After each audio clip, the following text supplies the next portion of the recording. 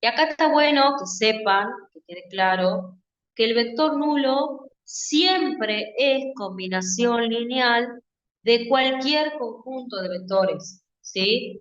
Porque siempre me va a quedar un sistema homogéneo. Dice, para responder si θ es combinación lineal de B1 y B2, se procede igual, resolviendo el sistema homogéneo este con alfa 1 y alfa 2 pertenecientes a los reales. Entonces se debería agregar una columna con cero en todos los pasos de acá, o sea, acá en esta matriz ampliada debería agregar una columna con ceros, lo cual es totalmente innecesario porque al agregar una columna con cero no estoy cambiando absolutamente nada, ¿sí? Dice, obviamente no aporta a la resolución del mismo. Para este sistema, el rango de A y el rango de la ampliada van a ser siempre iguales, porque es un sistema homogéneo, ¿sí? Y en este caso, el sistema va a ser compatible determinado, o sea que voy a encontrar que los dos escalares son ceros, ¿sí? Como única solución. Eh, a ver acá con este.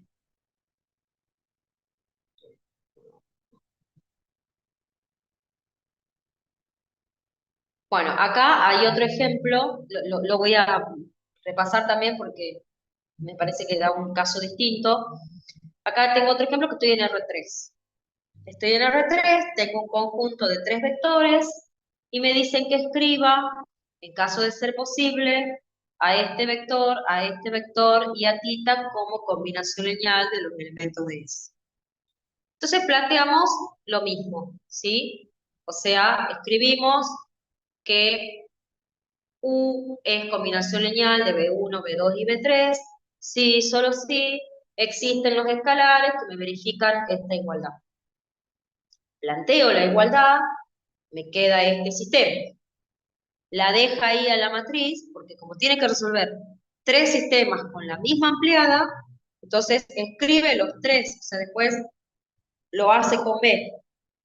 Hace lo mismo con B, tiene el otro sistema, y ahí los resuelve en simultáneo, o sea, igual que el ejemplo en R2, ¿sí?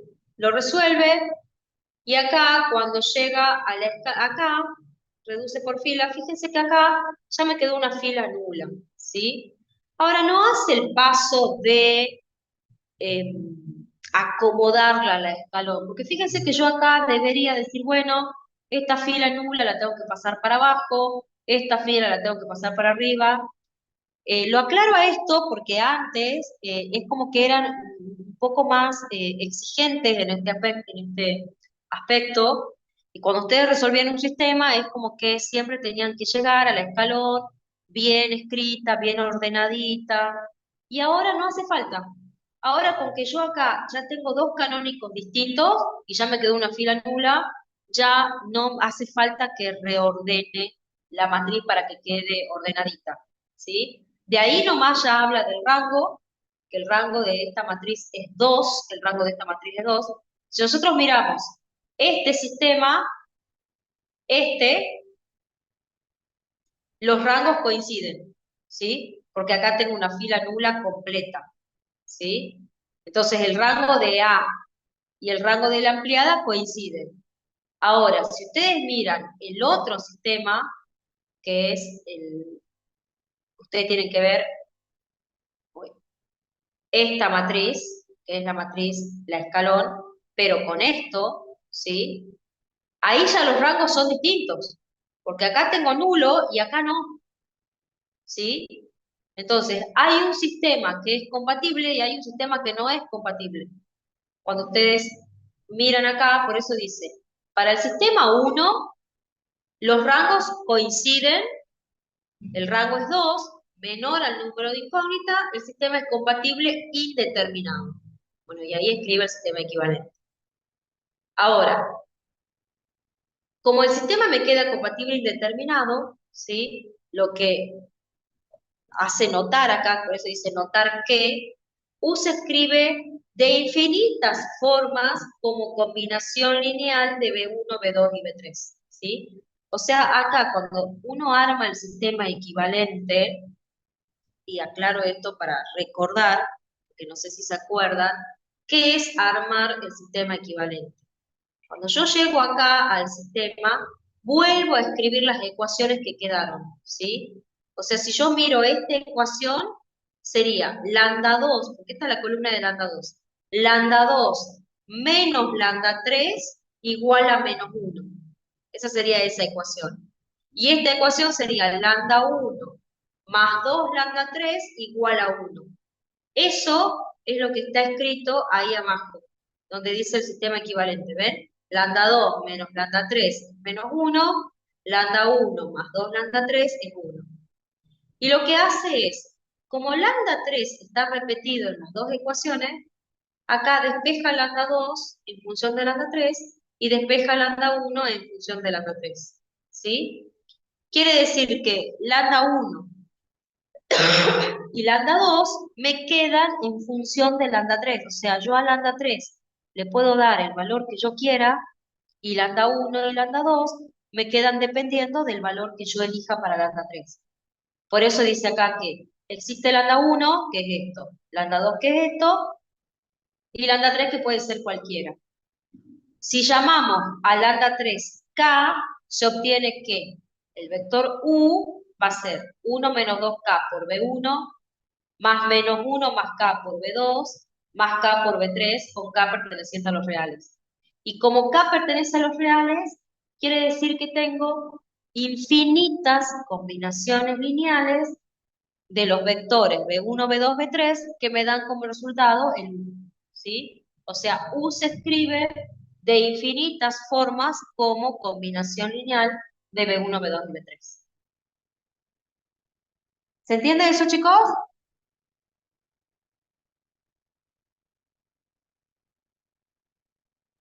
¿Se están durmiendo? Sí, bajo. ¿Sí se están durmiendo? ¿O sí se entiende? Sí, a las Las dos. dos. El lado. Las dos. Sí a todos. Dice. Sí, nos estamos durmiendo y sí se entiende. Bueno, el sistema 2 ya me queda incompatible, porque cuando yo miro el sistema 2, acá tengo 0, 0, 0 y acá tengo 1. ¿Sí? O sea, los rangos ya no coinciden. Entonces, para el sistema 2, el rango de A es 2, pero el rango de la ampliada es 3. Por lo tanto, el sistema va a ser incompatible. ¿Qué quiere decir que sea incompatible? Que no existen los escalares para poder escribir esta igualdad. O sea, el vector B no es combinación lineal de B1, B2 y B3. ¿Sí? No lo puedo escribir como combinación lineal. Y después me dice, para responder si tita es combinación lineal, procedemos análogamente a armar el sistema, resolver el sistema, y resulta ser que tita también se puede escribir de infinitas maneras como combinación lineal, ¿sí? Moraleja, el vector nulo siempre se puede escribir como combinación lineal de cualquier conjunto de vectores. Siempre, ¿sí? Siempre el vector nulo es combinación lineal. Bien, vamos ahora a otro concepto que es el concepto de subespacio vectorial. Eh, Como su nombre lo indica, un subespacio es un espacio que está dentro de otro, ¿sí? Es como una especie de espacio más chico, ¿sí? Dice, en muchas aplicaciones importantes del álgebra lineal, los espacios vectoriales utilizados aparecen como subespacios de espacios más grandes. Esto motiva la siguiente definición. Definición de subespacio vectorial.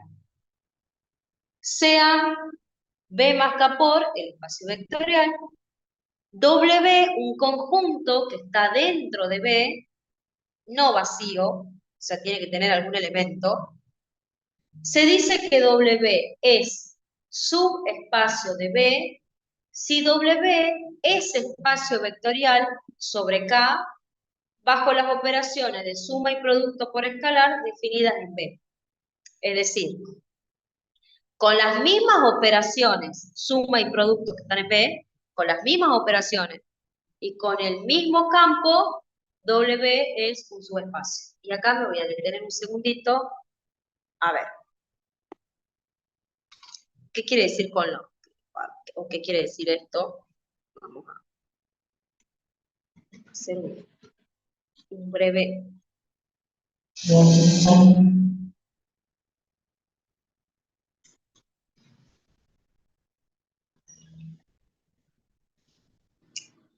Supongamos que yo tengo R3. En R3 están todos los vectores de R3, todos que son infinitos, ustedes saben, ¿sí?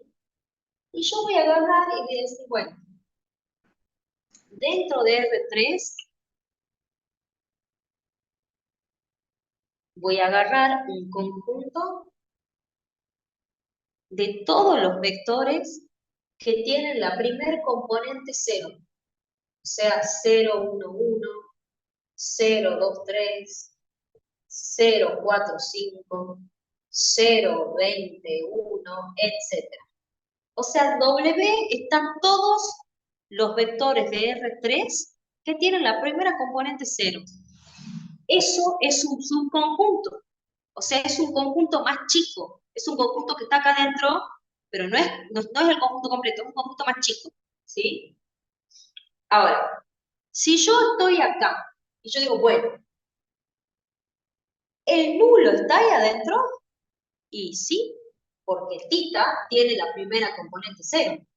Entonces, acá adentro está tita. ¿Sí? Entonces tiene neutro. Si yo sumo dos vectores que estén acá en W, si yo los sumo, como la primera componente de este 0 y la de este también, la suma me va a dar otro vector que va a estar ahí adentro, porque va a tener la primera componente 0. Entonces la suma es ley de convolución interna. ¿Sí? Si yo multiplico un vector de acá por un número real, si yo multiplico por cualquier número real, la primera componente va a seguir siendo 0, o sea que voy a seguir estando dentro de W. ¿Sí? Y las operaciones que yo puedo hacer son la suma y producto, que son las mismas operaciones que hago en R3. Cuando yo me refiero a sumar dos elementos de acá, me refiero a usar la misma suma que está definida en el conjunto grande. ¿Sí? Y cuando me refiero a multiplicar por un escalar un vector de acá, me refiero a con el mismo producto que está definido en el conjunto grande. ¿Sí?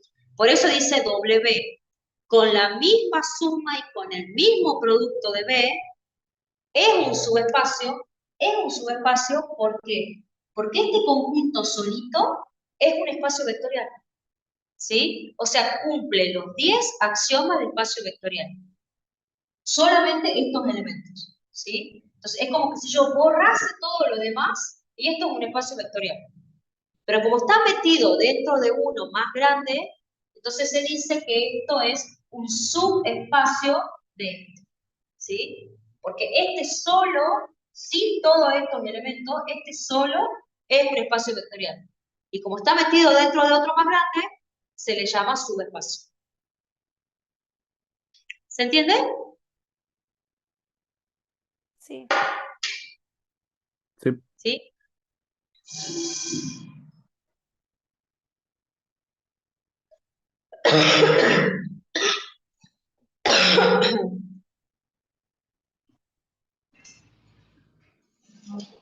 Bueno.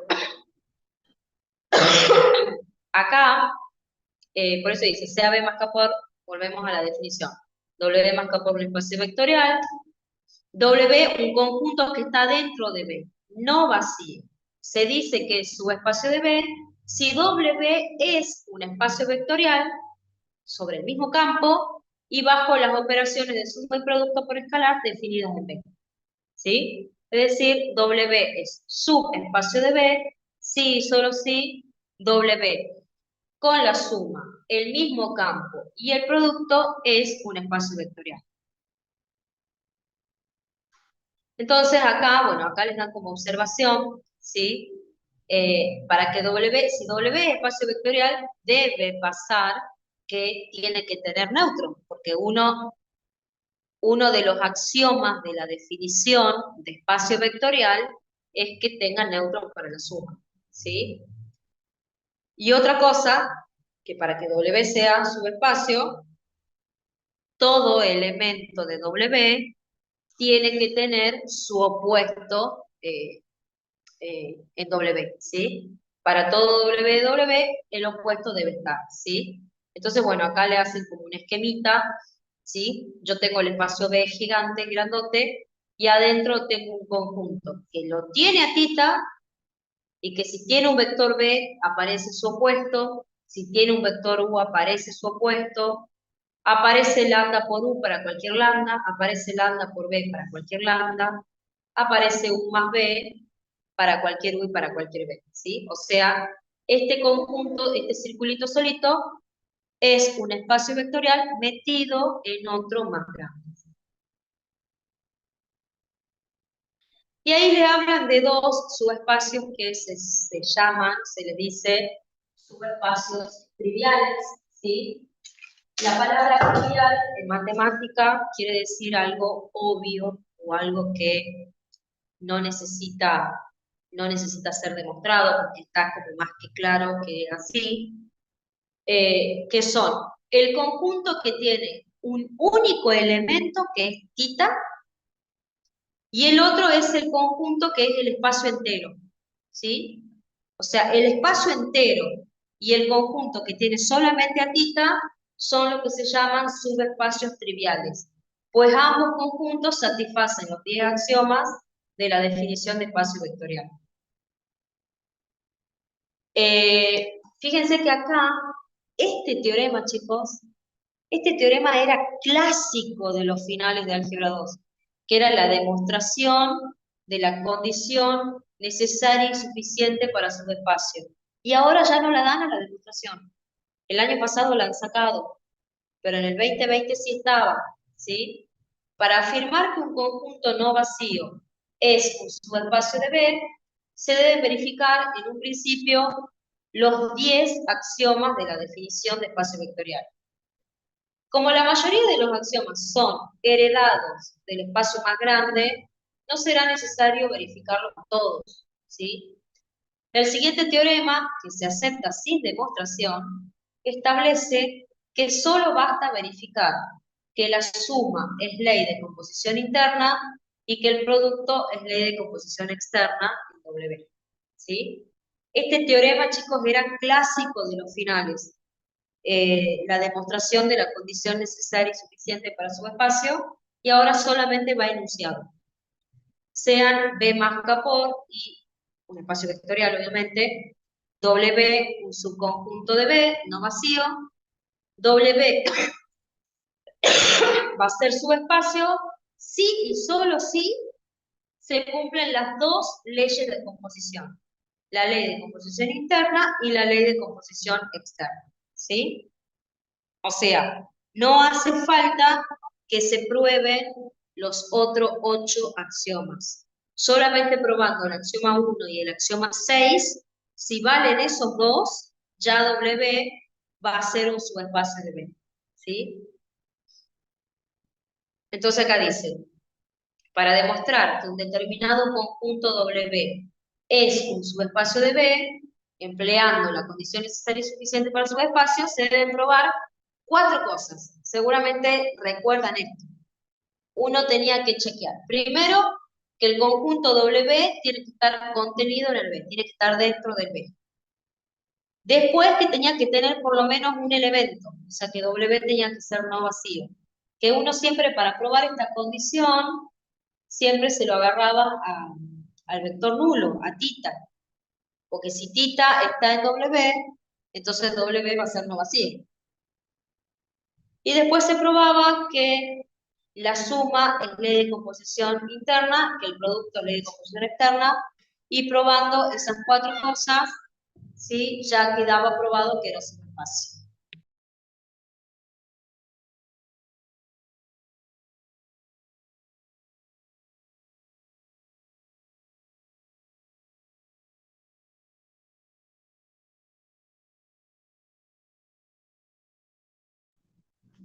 Ahí sí. Eh, ahí dice que I y 2I son hipótesis generales para poder usar la condición necesaria y suficiente. O sea, fíjense que ustedes acá, a esto se le llama hipótesis generales. lo que uno enuncia en un teorema, es como que uno enuncia ciertas condiciones y después, bueno, el teorema. Estas condiciones son lo que se llaman hipótesis generales, ¿sí? Entonces dice, I y 2I son hipótesis generales para poder usar la condición necesaria y suficiente.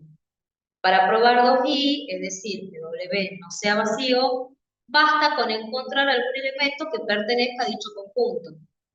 Pero siempre se lo usa a tita, siempre por eso dice, es conveniente probar que tita pertenece a W.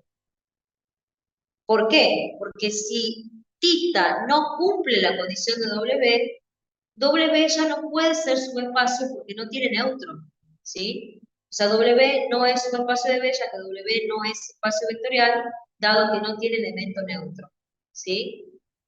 Pero sí está bueno aclarar que tita no pertenezca a W no significa que W sea vacío, ya que puede tener otros elementos, ¿sí? A ver, voy a aclarar esto.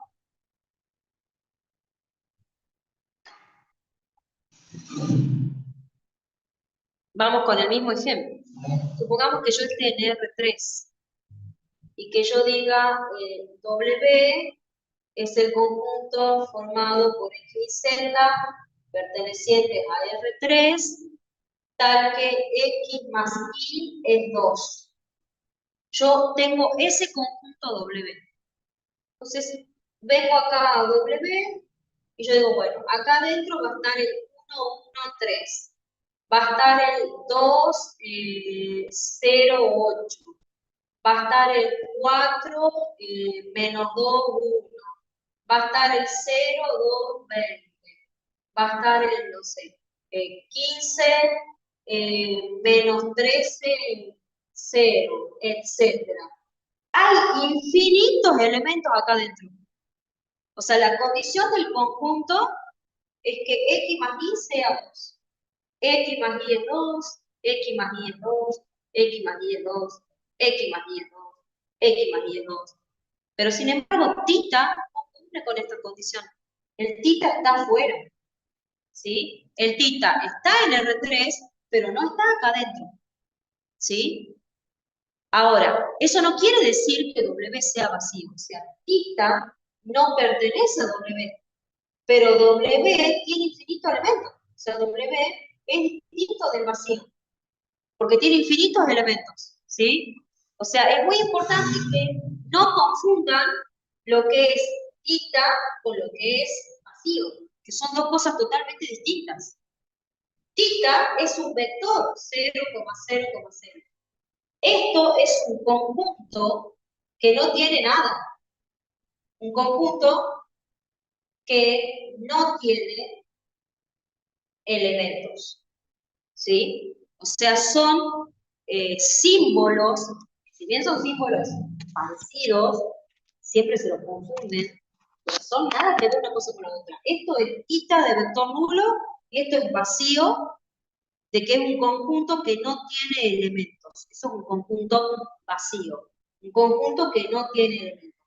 Por ejemplo, yo les podría decir, si yo tengo el conjunto, voy a llamar no sé, S, que sea X y Z, perteneciente a R3, tal que, y pongo como condición que X al cuadrado más Y al cuadrado me dé menos 1. Entonces yo pongo ese conjunto, ¿sí? Yo pongo el conjunto, todos los vectores en R3, tal que X al cuadrado más Y al cuadrado me dé menos 1. ¿Qué vectores en R3 hay que me cumplen con esta condición?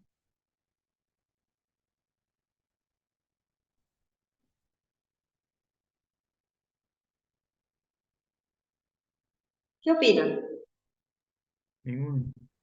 Ninguno. Yo. Ninguno. Exacto. O sea, este conjunto es vacío. Esto es un conjunto vacío. Esto es un conjunto que no tiene elementos. ¿Sí? O sea, a eso se refiere cuando uno dice un conjunto no vacío. Porque a veces uno parece como una cosa tonta la condición, pero en realidad no es tonta, porque a veces pasa que uno pone condiciones acá que no encuentro ningún elemento que la cumpla, ¿sí? Entonces, este conjunto, el R3, es un conjunto vacío, ¿sí? Entonces, este es un conjunto que no tiene ningún elemento. Ahora, si yo digo el conjunto de S', X y Z, perteneciente a R3, tal que X cuadrado más Y cuadrado me dé 0, este conjunto tiene un solo elemento.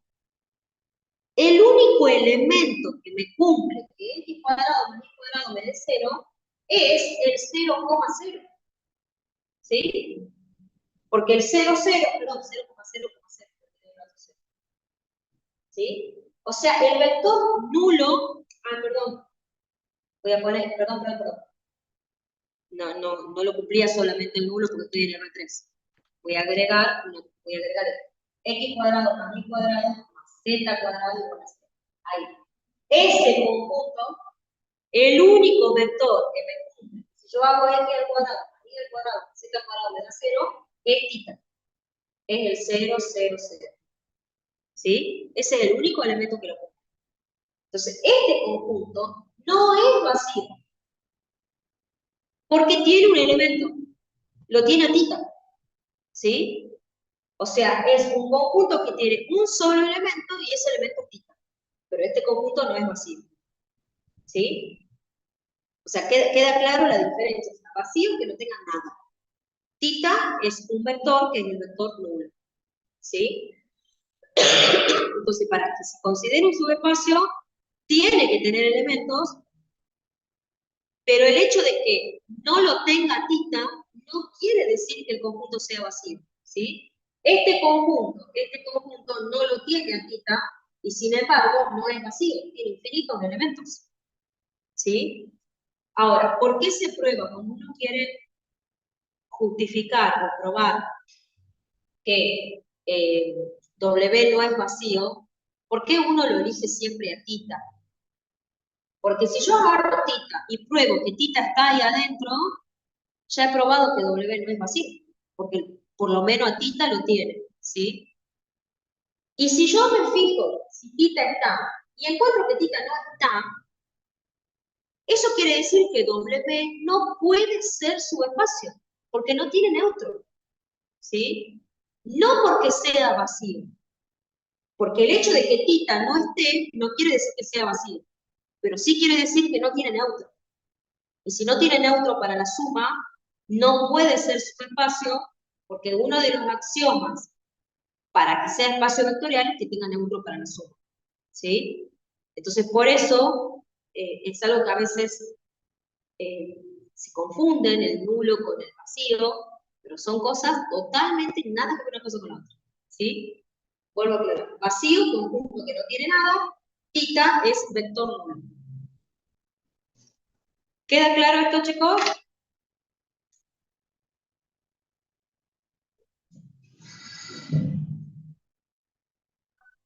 Bien. Majo, ¿le puedes sacar una foto? Sí, ahí les paso.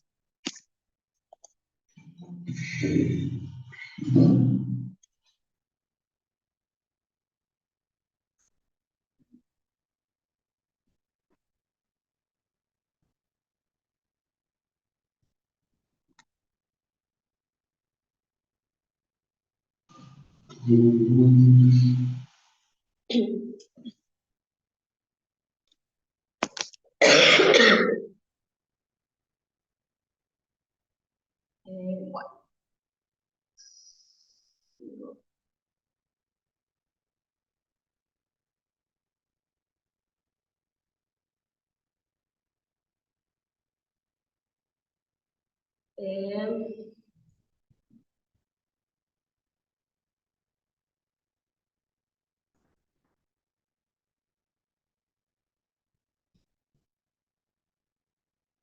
Bueno.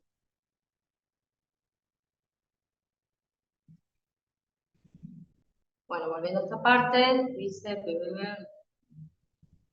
acá vuelvo a repasar esto, dice, para probar que W no es vacío, basta con encontrar algún elemento que pertenezca a dicho conjunto.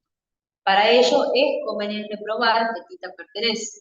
De lo contrario, si θ no pertenece, W no es subespacio de B, ya que W no es espacio vectorial dado que no tiene elemento neutro.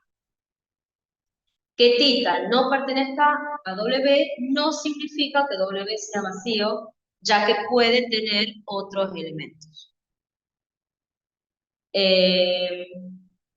Bueno, después dice, en el caso de observar que para W no se cumple alguna de las condiciones anteriores, o sea, o la ley de composición interna o la ley de composición externa, concluimos, por la condición necesaria y suficiente, que W no puede ser subespacio de B.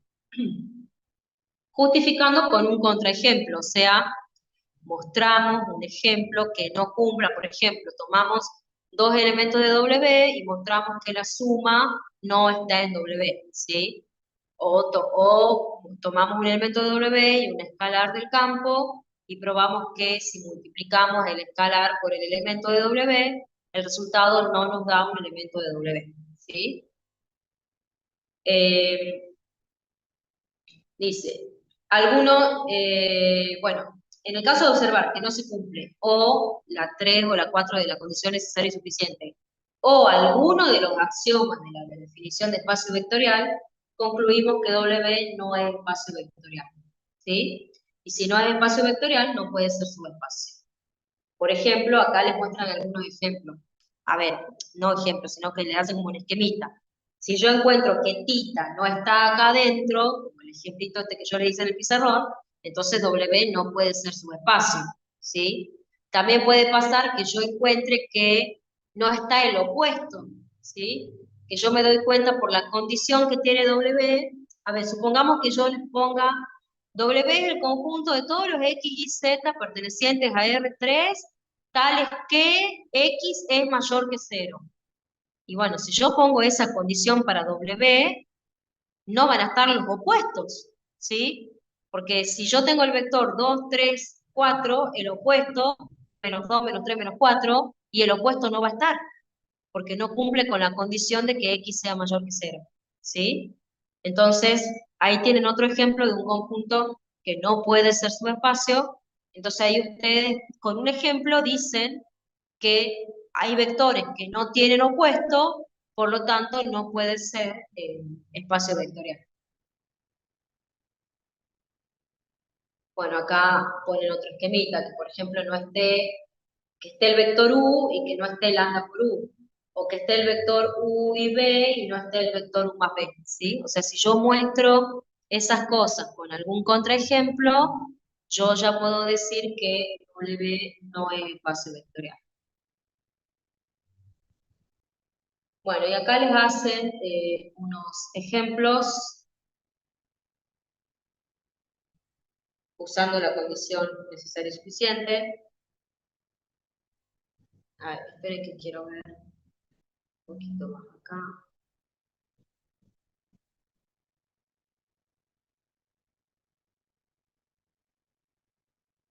Sí, les hacen varios.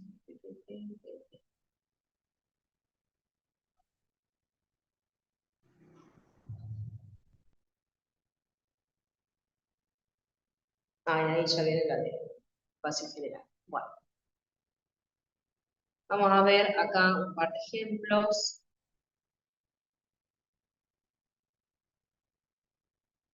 Son bastante largos los ejercicios que son para probar que, a ver, en realidad hay dos tipos de ejercicios, estos que son conceptuales, porque se hacen con teoría, ¿sí? Estos son bien largos, ¿sí? En donde uno tiene que usar la condición necesaria y suficiente para su espacio, suelen ser bien largos para demostrar, ¿sí?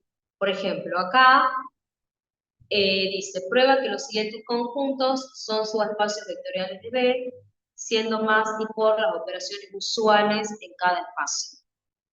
Cuando uno habla de las operaciones usuales, se refiere a la suma que ustedes conocen, digamos, a la suma y al producto por escalar que ustedes conocen. Por ejemplo, Si acá estamos con matrices n por n, la suma usual es la suma de matrices, y el producto por escalar usual es el producto por escalar, ¿sí? De un escalar con una matriz.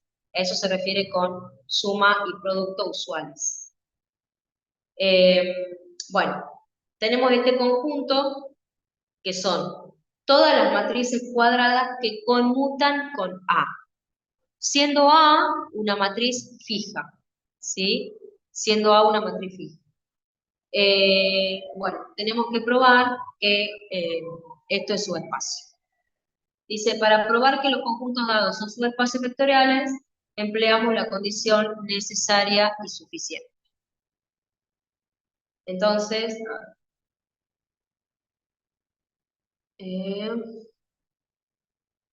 bueno, acá justifica que, primero que está contenido en Kn por n, pues los elementos de W son matrices cuadradas de orden. O sea, acá me dice que son elementos n por n, por ende,